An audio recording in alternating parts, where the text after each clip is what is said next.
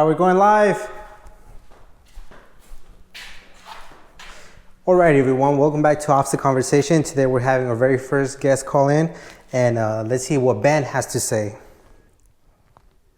How's it going, Ben? Yeah, this is Ben. How's it going, man? Thank you so much for making the time for us, man. Hey, man, no problem at all. No problem. This should be fun. So yeah, I don't know where this is going, man, but I appreciate you taking the time, and I appreciate you subscribing to the channel and actually commenting. And so like I said, man, thank you so much. And pretty much is your conversation, man. Where do you want to take it? Yeah, man. So, I mean, of course, the content you have is great. And, I definitely appreciate what you do for the community.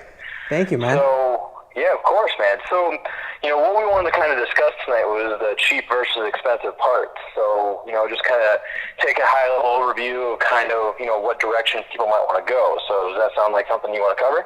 Let's do it, man. All right, great, man. So, here's where I thought we should start.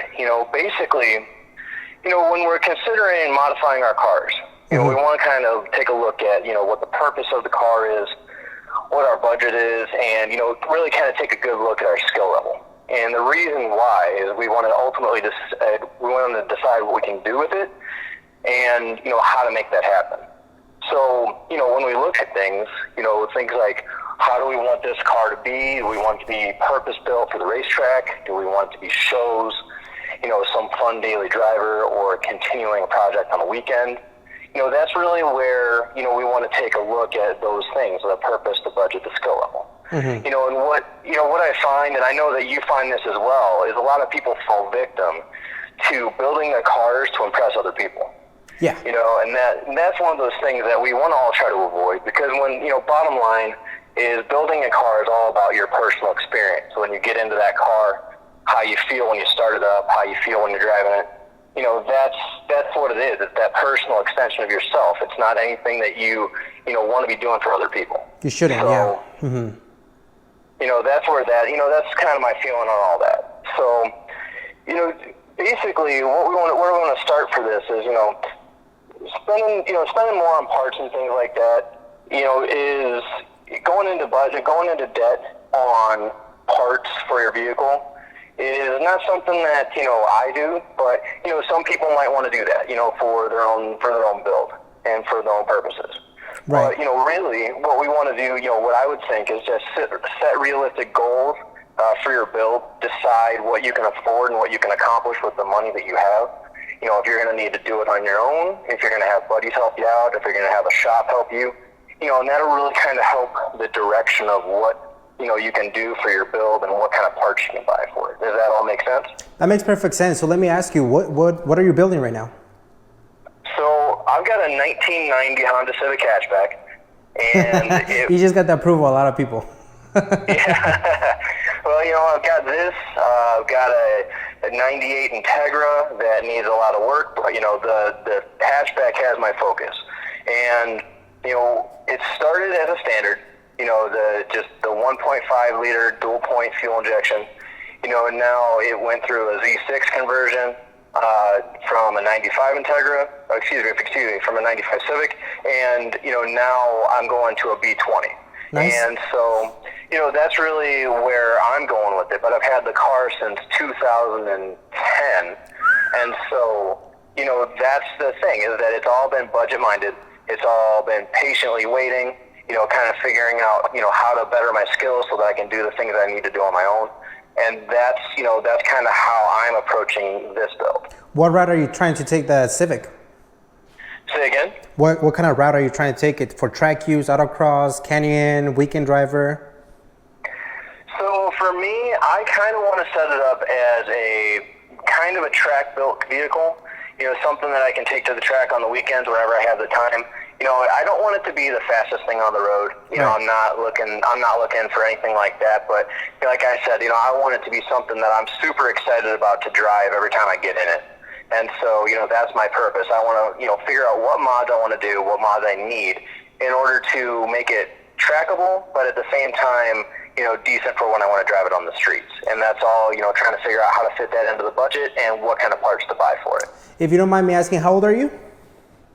I am 38. That's awesome, dude. And I love the fact that you're 38 and you're still driving on 90s Civic and the Integra. Now, let's talk a little bit about the budgeting and the parts that you're looking to get. You say you're going with the B20, obviously there's suspension pieces, wheel pieces. Tell me a little bit about your thought process about how you go about, I guess, preparing yourself to buy certain parts, your patience, things like that. I think you mentioned something about family and how it is for somebody to build a car with a family, how that might differ from somebody who doesn't have, those type of bills and responsibilities. So tell me a little bit about your thought process and the patience behind your, let's go with just the Civic build and what it is now. Yeah, so I mean, it's been a long road of trying to gain patience with this because, as everybody gets a new car, they want to immediately buy all the parts and just have it done, and driving this thing around, I drove it around for 3 years with that 1.5 and the 4-speed transmission. And that was, of course, that was trying, It was what it was, huh? Exactly. You save a lot of gas. Yeah, but, every time I got in it, I saw what it was going to be. Mm-hmm. And it was one of those things that even though it was a 1.5 and it was slower than anything, I got in it, I'd start it up, and I was like, yes, this is my ride, this is it, and this is where it's going to be eventually. And I would just see it every time I'd drive it. So it was great. So now, fast forward a few years, here we are, and, I've got a family, I've got 4 kids, I've got... Congratulations, wow. Yeah, man, thank you. Let's buy you a TV. I'm just kidding. I'm just kidding. Okay, go ahead. Exactly. So, man, where we sit now is trying to figure out exactly how to accomplish the things that we want to, that I want to with the vehicle. So, the B20... Obviously, the reason for the B20 is because of the, so many different routes you can go as far as, VTEC or turbo, and it's a cheap motor right now. You can get them for $325, $350, and that's just the way I felt to, get a little bit more power and have a little bit of fun and a lot of tunability as time goes on. So, that was that piece of it. Now, as far as like the body goes, everybody has a different style, but for me, the style and the body is going to be, very similar to stock. It's going to be lowered. It's just going to have a nice paint job. And, I just want it to look kind of period correct, that I don't want to go too crazy on it, no body kits or anything like that, so that's not really a concern. When we get into some of the things where I'm going to start spending money is things like suspension and exhaust, some engine work, things like that. So the way I kind of approach that is I go back to the thought that we were talking about as far as, the purpose of it. We talked about that, the budget I have and my skill level. So for the skill level, it's like, okay, now it opens up a few different things. For the suspension, that's something that, pretty much anybody can do in their driveway. So for me, I'm just looking at this going, okay, I want to get something that's going to function well, that's not going to be too expensive. I'm thinking about, starting off with those max speeding rod coilovers. And, that's straight up budget. Everybody knows the eBay coilovers and how those go. But the thing about it is that for the price and the ability that you get with those to lower your car and to actually have better handling, for right now, to start out, I think that's a great option. But it's not going to be the option for everybody, of course. Well, let me play a little bit of devil's advocate on that, and I'm not saying that you're wrong or any shape or form. But what if instead of spending, I don't know, whatever that means, $200, $300, $400 on that suspension, what do you think about saving for the next 5-6 months and actually getting, I don't know, function informed type 2 with a little bit of damping, adjustability, and things like that? Or do you think that there is a space for, the lower end budget parts? No, absolutely, and that's a great point. It's something that I have gone back and forth on, but because the car sits here with no motor, no fenders, and it's pretty much completely torn down, I have to think in regards of what type of things are going to be coming at me, as far as I'm going to be doing the paint, I'm going to be doing the suspension, I'm going to be doing the exhaust, I'm going to be doing the interior, trying to get everything kind of fixed and put together. So as far as it goes, that 6 months kind of gets pushed out even further, maybe like a year and a half, 2 years. Definitely. And so what I would like to do is, to your point, is, right now I want to put that $200 or $300 into the suspension so that I can start driving it. Once I actually get it on the road and I can start putting some more money towards the additional things I want to put towards the car, then absolutely I'm going to upgrade to something a little bit better, function form, something, BC Racing, something like that. That's really what I'm thinking. Sweet, man. That's awesome. I mean, congratulations on 4 kiddos and, the wifey and yourself, and just kind of having to balance the life and car stuff. How do you do it? Oh, man. Well, I've got a very... That tells us everything, huh? I've got a very patient wife, I'll tell you that. That's nice. Yeah, and I've got, kiddos that, luckily we live in Arizona, and this time of year, it's a time when they can be outside a lot. So, when they're outside, I can be out in the garage keeping an eye on them, but also working on my car. So that is, that's helpful. It is. But it is a challenge, I'll tell you. Trying to balance that life and, making sure you're there for the kids, making sure you're there for all the things that are important, and then having a passion for vehicles. It's one of those things that we all know that the vehicle can kind of take over our thoughts and all of our time if we're not careful. So it is a balancing act for sure. That's awesome, man. Well, any last thoughts on patience and building a car as a family? What would you say to that person who is in the same situation as you, that it's building a car, is maybe sitting in the back of the Porsche or in the garage or in the driveway, and it's just kind of eating up dust, and they might be feeling like they don't have the funds or family, or maybe their lack of motivation. What is one last message that you would say to that person who seems to be busy or doesn't have the income, or they just don't have the time with with the whole family thing? How would you go ahead and kind of motivate them? The thing I would say is that when it comes to the things that we're passionate about, trying to have that patience to see things come to fruition is really important. But one of the things that is really helpful for that is to not rush things. So often we'll make snap decisions because we think this is the only opportunity we have to get something. We see something pop up online. We say, I'm going to pay more money than I really want to because I need to get this right now. But so many times have I seen where I have foregone something that popped up right away, and I was like, I need that, but I don't have the money. I don't want to stretch myself, so I'm going to wait. And then something better comes along to fulfill that need. I've seen it time and time again, and so I'll just say, to people out there that are experiencing these same things, just patience is key, and it pays off so often. Dude, I hear you, man. I hear you.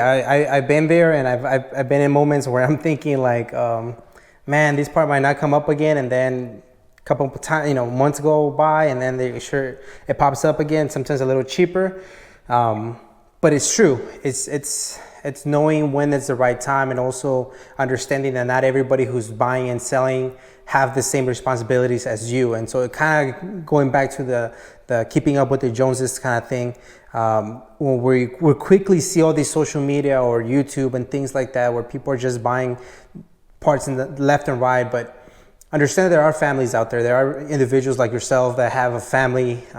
It's not like you live by yourself and you're 22 years old and all the money goes to cars and you still live with parents and don't have really, bills and things like that. So I really think that was cool, man, that you took the time to actually give us a call. 1, to comment, 2, to support the channel, and 3, to kind of throw some of your thoughts into this conversation, man. I really appreciate that, man. Seriously.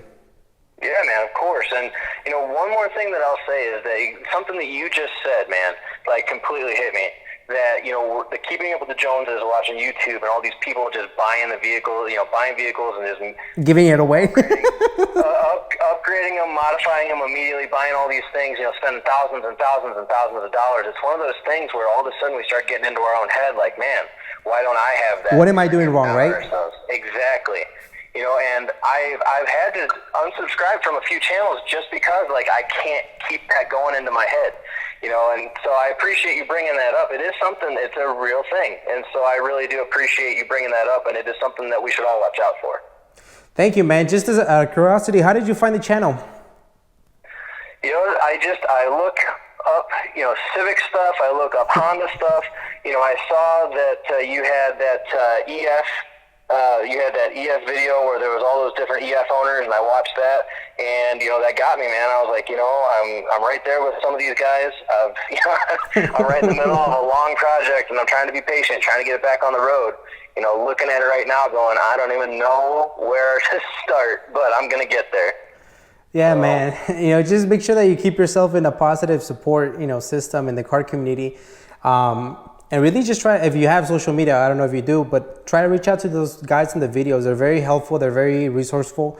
They're always down to help out any way, shape, or form. So, especially in the EF community, I know that you guys take so much pride in the way you guys build your cars and how hard it is to find parts. So, I think that's the reason why obviously I put their Instagram and things like that, because you never know. You might need a part, and Gene or Brandon or all the other guys that drive that car, they might have it just sitting there. They're like, here, man, we just want the EFs on the roads. I know that's the feeling when it comes to the Civic EFs. They just feel like there's not enough on the road and they want more on the road.